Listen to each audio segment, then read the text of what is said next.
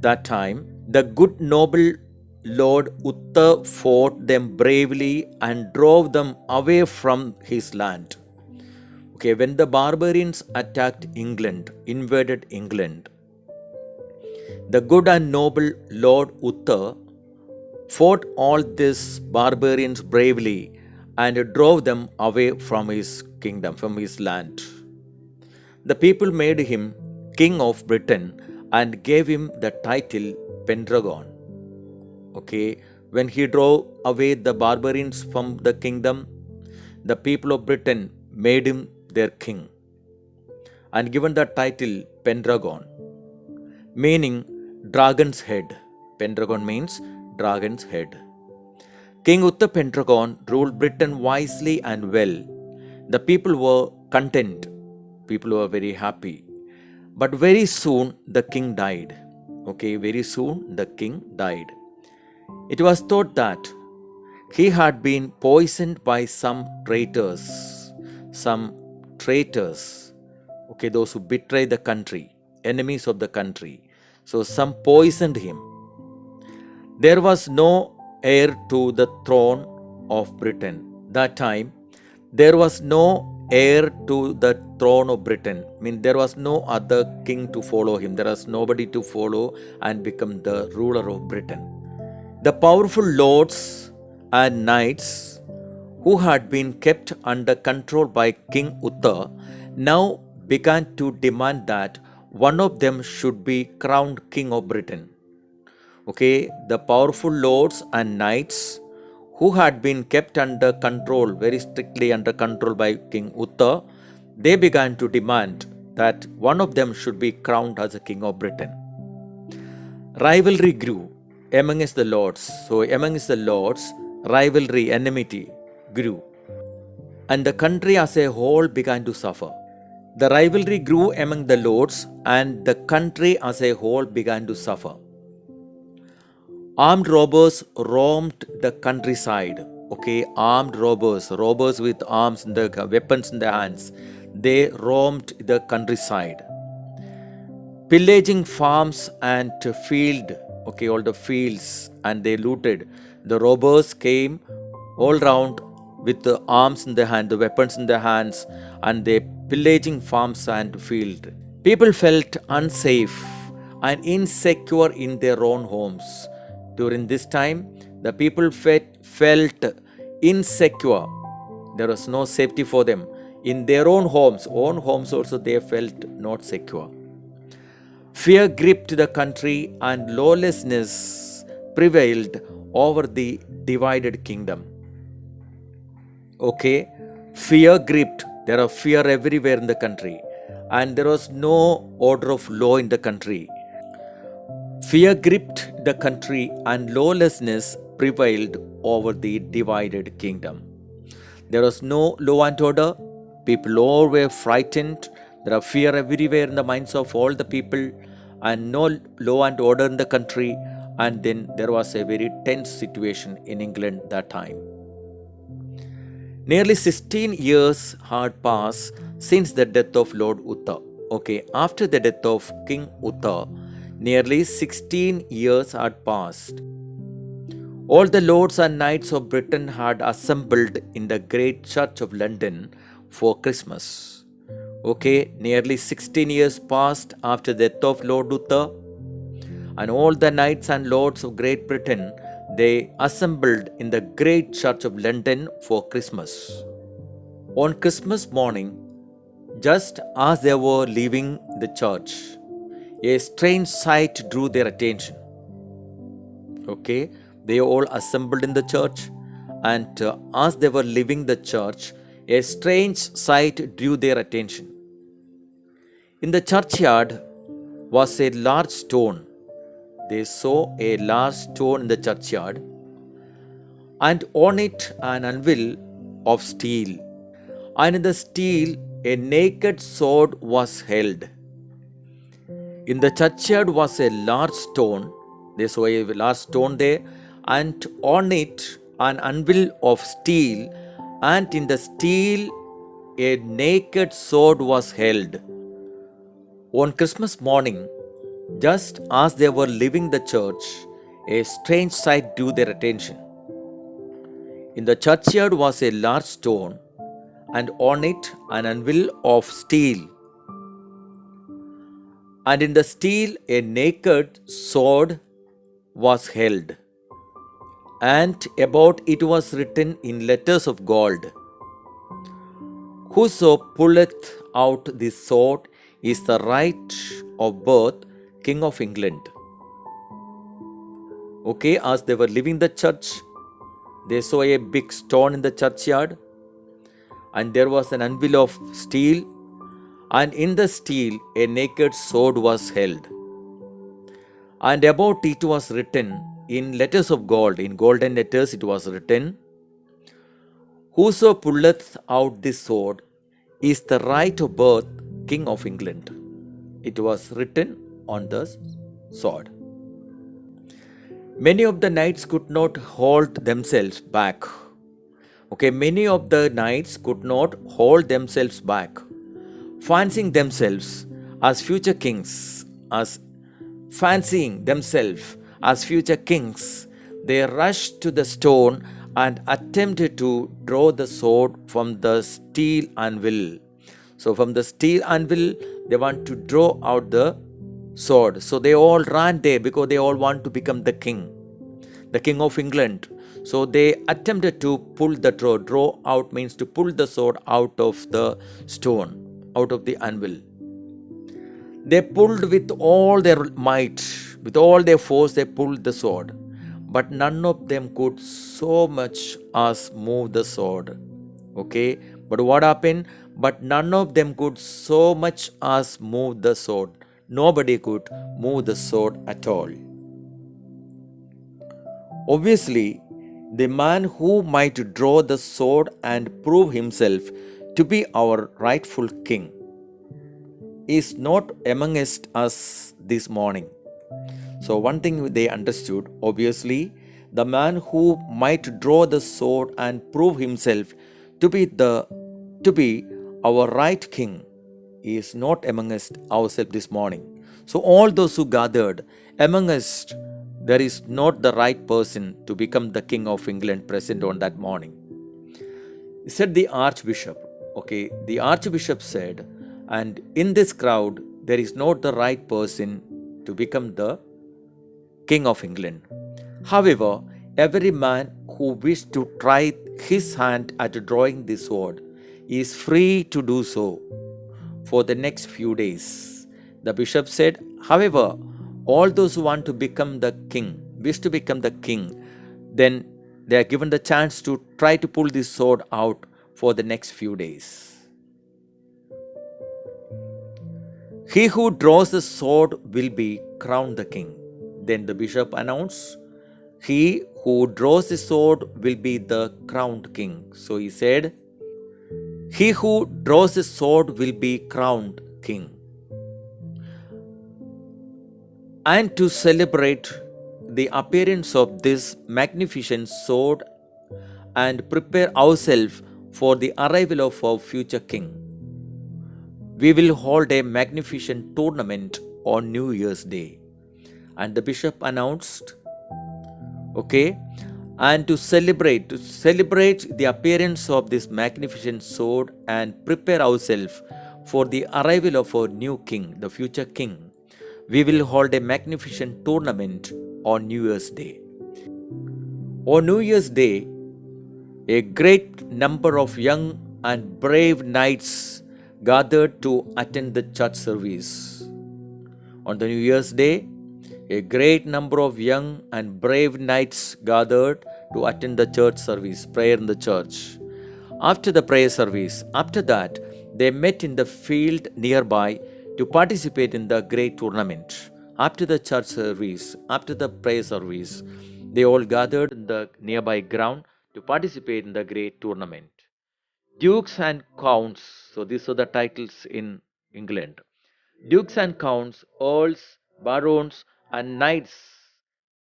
Dukes and counts, earls, barons, and knights crowded onto the field. Among them was Sir Ector, a noble knight. He was accompanied by his two sons, Sir Kay and young Arthur. Kay was his own son who had been recently knighted. Okay, you know who is called a knight? He's a trained fighter who fight with sword. He ride on horseback and fight.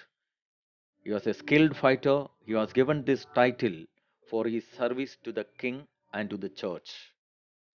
Okay, among the nobles and all the knights gathered there, among them there was one person, Sir Ector. And who was Sir Ector? He was a noble knight. He was accompanied, he was followed by his two sons, Sir Kay and young Arthur. Kay was his own son. Kay was Sir Ector's own son, who had been recently knighted, declared a knight.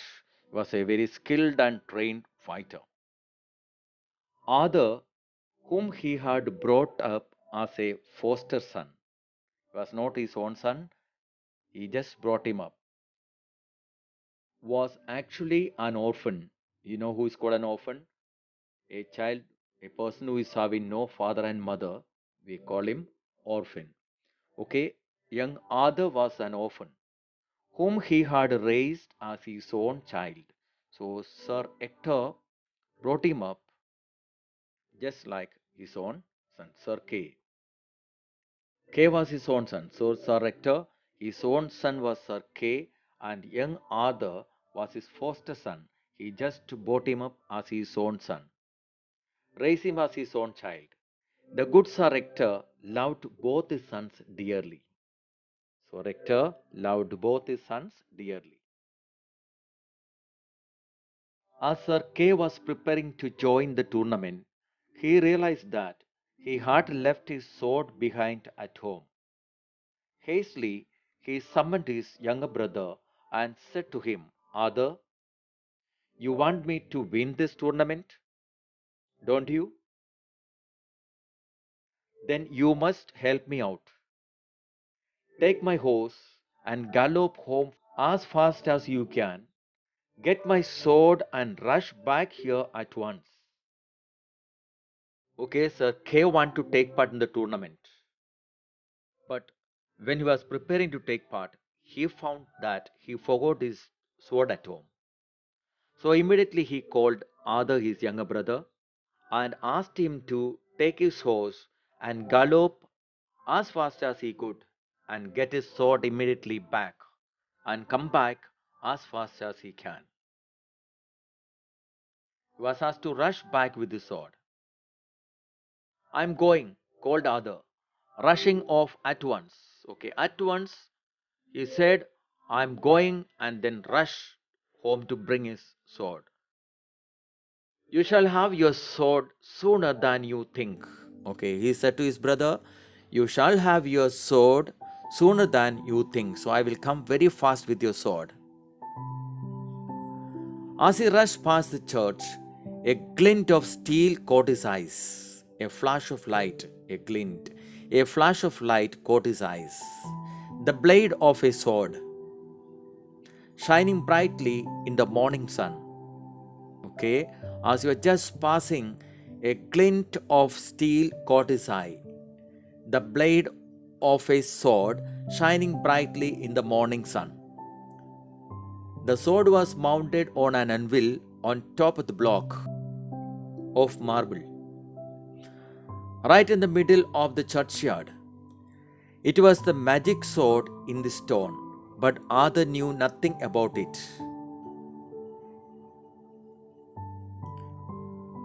All he saw was a sword that was available for taking. Kay shall have his sword straight away, Arthur said to himself. Okay, after seeing the sword, Arthur said to himself, Sir Kay shall have his sword straight away. Arthur said to himself, he ran up to the stone. He ran up to the stone, seized the sword by the handle, and drew it out effortlessly.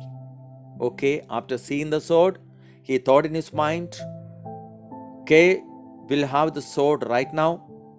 Then he ran to the sword Then he ran up to the sword. He seized the sword by the handle and drew it out effortlessly. So easily he drew it out, pulled it out.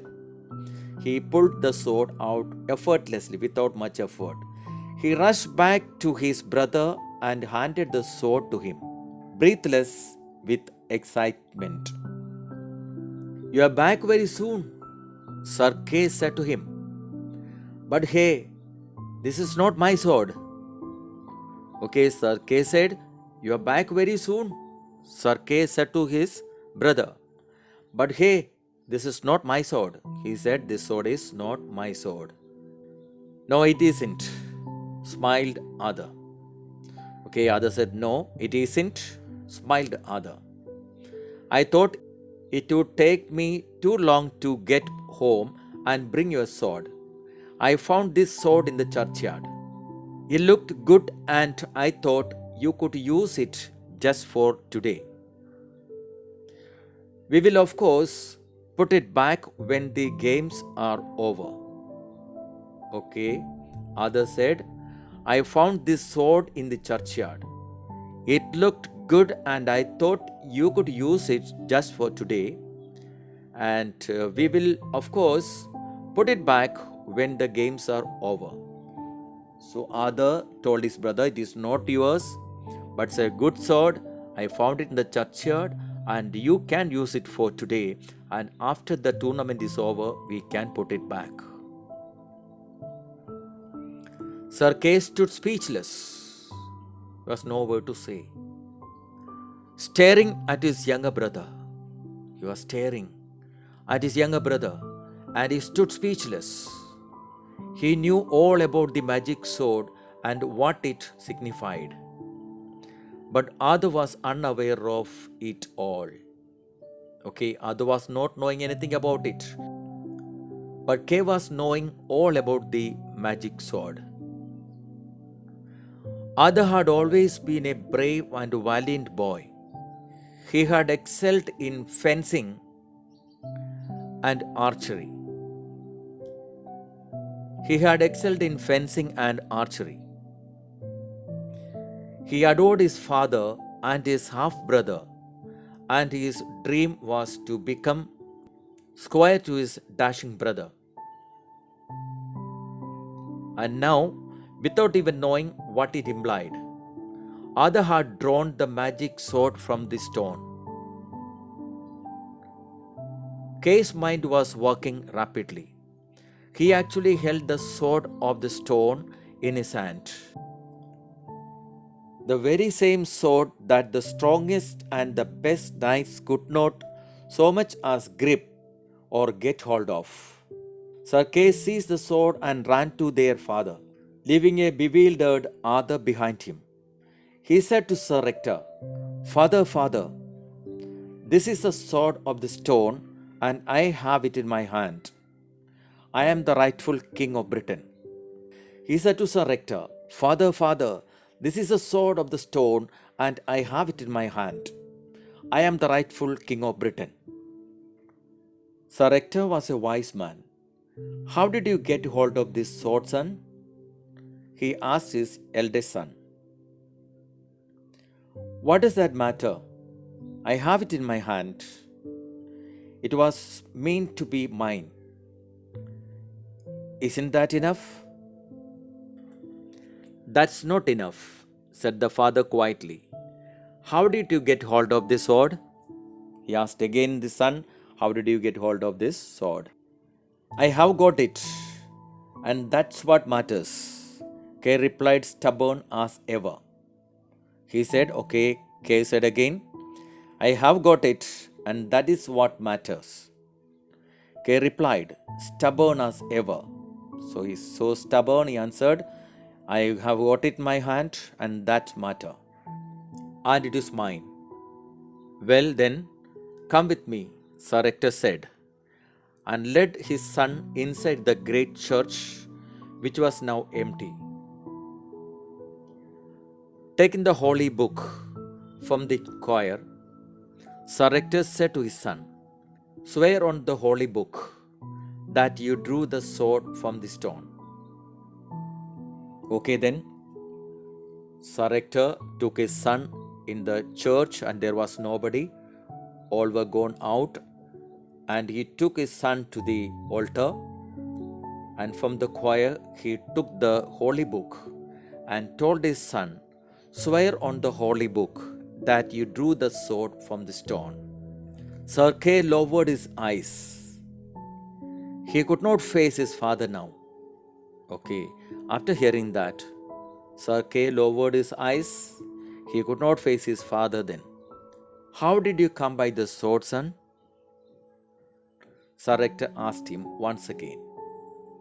"Arthur brought it to me, father," said Kay, still with his eyes lowered. Still looking down, Kay said, "Arthur brought the sword to him." "Bring Arthur here. Let the three of us go to the churchyard," Sir Hector told him. "We have to know the truth about this." "Okay, bring Arthur here." So Hector told Kay, "Bring Arthur here and let three of us go to the churchyard." Sir Hector told him. Soon the three of them were at the churchyard. "Put the sword back on its anvil," Sir Hector said to Kay. "But try as he might back." Okay, he told him to put the sword back in the anvil. They stuck the anvil and slit up the block. Arthur saw what was happening and thought that his father was angry with them because he thought the sword was stolen. Okay, Arthur thought their father was angry now. He thought the sword was stolen, and that is why their father is angry. Sir Hector had always told his sons, what matters most of the night is integrity, being honest and truthful at all times, on all occasions. Sir Hector told his sons, what matters for a night, what matters most for a night is integrity, being honest and truthful at all times, on all occasions. Arthur stepped forward impulsively, and taking the mighty sword from his elder brother, he thrust it back on the anvil, and it slipped in neatly. And taking the mighty sword from his elder brother, he thrust it back on the anvil, and it slipped in neatly. So, okay, when Sir Kay was trying to put the sword back, it was not going in. Then Arthur took the sword from his brother, and then he put it back its position. So it slipped in very neatly. "That's what I had thought until now," Sir Hector replied. "But now I know better. I know whose son you are. You are the son of the good King Uther Pendragon." And Sir Hector said, "Now I know better. I know whose son you are. You are the son of the good King Uther Pendragon, and I bow to you as you are the King of Britain now." Sir Hector said, "I know now whose son you are. You are the son of the good King Uther Pendragon, and I bow to you because you are the new King of Great Britain." "How could that be? You and I know that I was an orphan boy entrusted to your care." Silently, Sir Hector pointed to the inscription on the stone which Arthur had not seen until now. "Whoso pulleth out this sword is the right of birth King of England." "But it can't be me." Then Arthur said, "But it can't be me, father. I am your son, and I shall always remain your son." There was a flash of light, and Merlin appeared before them. Okay, their flash of light came, and Merlin appeared before them. A hooded figure with bright shining eyes and a bewitching smile. So, very attractive smile. Lovingly, he laid his hand on Arthur's head and said to him, "Indeed, I was the one who entrusted you to Sir Ector for your own safety." So Merlin came, and Merlin told him, after putting his hand on the head of Arthur, he said, "Indeed, I was the one who trusted you to Sir Ector's care. For what? For your own safety. Your father and I knew that great danger lay ahead for the kingdom and yourself. No sooner than you were born, your father blessed you and handed you over to me with the solemn request that you would take your rightful place on the throne of England." Turning to Sir Ector, Merlin said, "In the name of the late King Uther, I thank you. You have done a splendid job of bringing up the heir to the British throne. Now you must inform the Archbishop and your fellow knights of all that has happened here." So then Merlin told him, "You did a wonderful job of bringing up this child to the British throne, and now you must inform the Archbishop what had already happened, and inform all the knights also about that. I shall await for your return." Okay, I shall wait for your return. Forthwith Sir Ector called upon the Archbishop and all the lords assembled at the tournament. Holding Arthur by the hand, he announced to the assembly, "Behold, the rightful King of England." Holding Arthur by hand, he announced to the assembly, to the crowd, "Behold, the rightful King of England." For a moment, there was silence, and then the crowd burst out in angry protests. "How can we believe you? Who is this unknown boy? Where did he come from? How is he better than one of us?" The Archbishop took them all to the churchyard. The entire assemblage watched in awe as Arthur inserted the sword in the anvil and drew it out effortlessly. The Archbishop took them all to the churchyard. The entire assemblage watched it in awe as Arthur inserted the sword in the anvil and drew it out effortlessly. Some of the lords and knights also tried to draw the sword but failed to do so.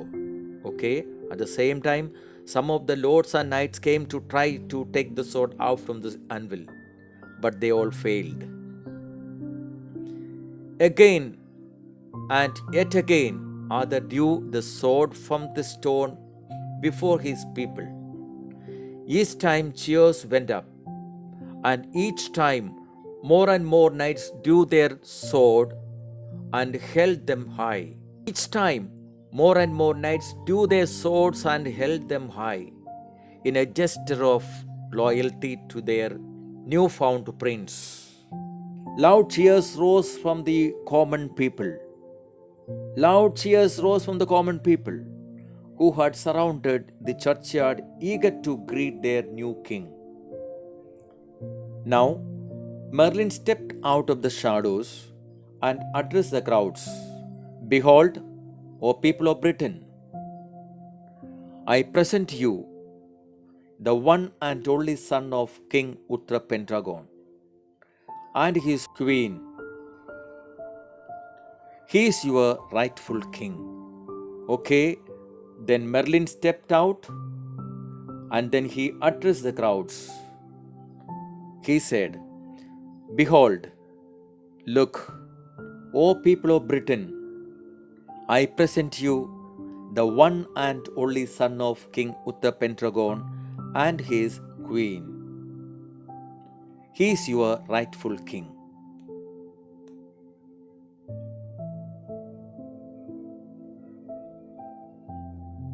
Okay, that is the end of this beautiful story, and I hope all of you understood and liked the story very much.